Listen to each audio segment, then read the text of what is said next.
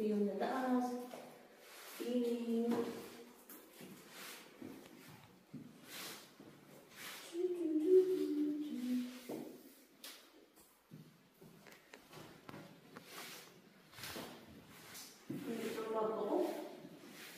It's okay. Mo? Dito ang kwarto mo siya dito. Gusto mo maliwanag? Sige. Dito yung boys. Tapos dito yung ano nila. Maliwanag rin naman Tapos dito. sa may ano siya dito. Parang buksan. Nakala.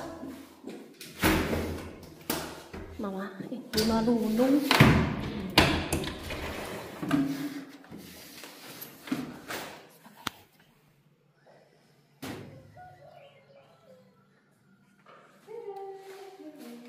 Bye-bye.